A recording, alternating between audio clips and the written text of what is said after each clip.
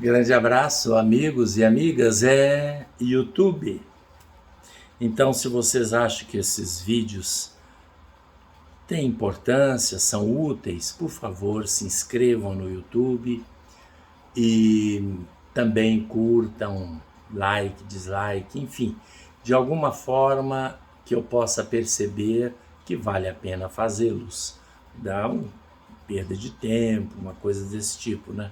Se for valioso, se forem vídeos que têm validade, que vocês consideram importantes, por favor, se inscrevam e procurem visitar no Instagram. Eu sempre vou anunciar quais vídeos já estão aqui no YouTube, porque o Instagram está muito difícil, eu não consigo colocar vídeo lá, então teria que transferir. E para transferir do Instagram para o YouTube, é só clicar lá no meu perfil, embaixo tem o endereço do YouTube, tá? Padre Cândido. Hoje eu queria falar de um assunto um pouco delicado, sobre casamento e família. Não especificamente, como nós já sabemos, a teologia da família, do casamento, do sacramento do matrimônio. Não. Como nós cristãos que estamos vivendo até mesmo num país onde cada vez mais modelos de família se tornam diferentes do que nós estamos acostumados. Então vamos aqui definir com clareza, sem exageros, sem extremismos, nem de um lado nem de outro. Em primeiro lugar, a família cristã e o casamento cristão sempre vai existir. Nós que somos cristãos temos todo o direito, em qualquer lugar do mundo, de sermos respeitados nas nossas convicções e princípios. Ou seja, um homem, uma mulher, filhos, é a família cristã abençoada, e isso está na Bíblia, isso está no livro do Gênesis, isso está em todo o Antigo Testamento, porque em todo o Antigo Testamento, a família como tal, marido, mulher e filhos, a família se torna uma representação visível e sensível da união de Deus com o povo de Israel. E no Novo Testamento, isso se reproduz em Cristo e a Igreja. Nós sabemos que a carta de São Paulo fala isso, né? Carta de São Paulo aos Efésios, né? Cristo é o esposo e a Igreja é a esposa. São Paulo começa dizendo, a partir da família, que a família não se reduz àquilo, é mais do que aquilo que a gente vê. É um mysterium, ou seja, há algo mais. A família é a manifestação concreta, sensível, do amor que Cristo tem pela sua igreja, da unidade profunda que existe entre Cristo e a igreja, que é sinalizada pelo esposo e pela esposa. Isso está aí. Como nós cristãos lidamos com os governos e leis que começam a fazer equiparação com o nome de família, uma série de outras formas agregatórias? Vamos respeitar, não fazem parte do nosso modo de ser, mas há pessoas que precisam disso, então devemos respeitar.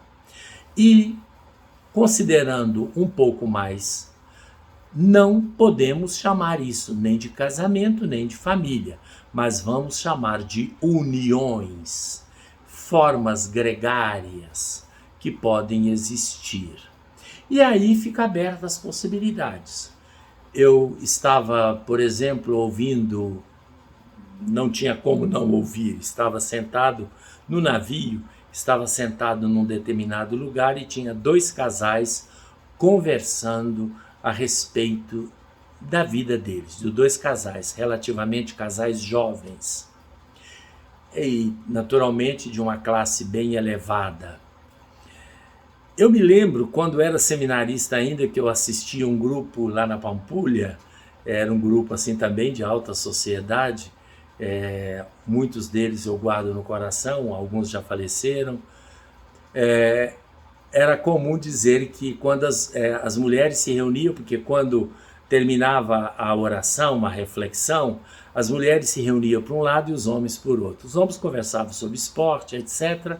E o assunto das mulheres era resumido por cri-cri, criadas e crianças. Pois bem, o que eu vi agora, depois de mais de 50 anos, o que eu vi foi um pouco diferente. Nenhum dos dois casais quer filhos. Eles preferem cachorrinho. Exatamente, isso que vocês estão ouvindo. Bom, um casal disse, por enquanto os filhos estão fora do nosso projeto de casamento. Mas temos uma cachorrinha lindíssima. E o outro também, aí começaram a conversar e foram muito animados no comportamento do animalzinho de estimação. Ou seja, daqui a pouco a agregação familiar vai incluir também o cachorrinho. E naturalmente a herança também, e assim por diante. Seu cachorrinho vai fazer parte daquela agregação familiar. Ainda que neste caso possa se chamar a família, não considerando o animalzinho de estimação, mas o fato que tem um homem e uma mulher que estão casados. Outro caso, o caso de famílias que criam filhos monoparentais, ou seja, a avó cria os netos, a mãe cria os filhos sozinha, ou o pai também pode acontecer. Aí nós temos famílias incompletas, são agregadas. Ainda, vamos dizer, famílias, se naturalmente tem uma origem básica, que é de um homem e uma mulher. Agora temos também 2 homens e 2 mulheres adotando filhos. E essas uniões, parece que a lei, o mais rapidamente possível, se já não conceitua, reconhece como um tipo de agregação, de relação social que eles consideram equiparadas a uma família. Vamos respeitar. Agora, o que não podemos aceitar é que estas agregações queiram nos impor, dizendo que nós não somos corretos, tendo uma família de homem, mulher, pai, mãe e filhos. Que nós não somos corretos, é que todo mundo tem que ser que nem eles. Outra coisa, nós percebemos que também o divórcio se faz muito presente. E aí nós vamos ter uma criança que tem um pai que vive com uma mulher que não é sua mãe, porque a sua mãe casou com outro homem que não é seu pai. Então nós temos aí vários tipos de complicações. Este caso já existe, já está por aí. E as crianças normalmente sofrem bastante, de modo que elas devem ser preparadas e educadas para isso. Uma pergunta surge, por exemplo, supondo, quer entrar para a catequese uma criança que não é filha de um casal de homossexuais, de 2 homens ou 2 mulheres, querem que ela faça a primeira comunhão. Claro que a catequese tem que aceitar.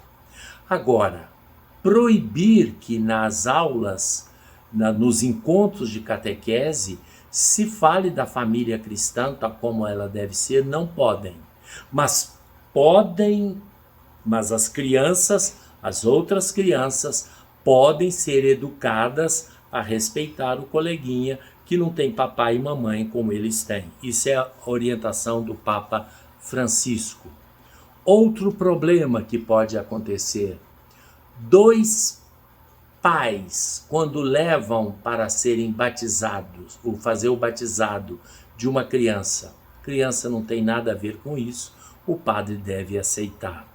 Outro caso, quando alguém vai casar e para testemunho de um casamento chama 2 homens ou 2 mulheres que são ligadas entre si ou ligados entre si para fazerem o par e serem padrinhos de casamento. O padre deve proibir ou não? Não, não deve proibir. ignore o padre. O padre deve ignorar isso e tratar a todos com respeito. Acho que assim nós teremos uma comunidade em que se respeitem, mas todos são respeitados. Não só aqueles, mas também nós. Um grande abraço. Daqui a pouco mais vídeos surgirão aqui no YouTube e você se inscreva para eu perceber se vale a pena as nossas gravações, nossos vídeos aqui no YouTube. Um grande abraço.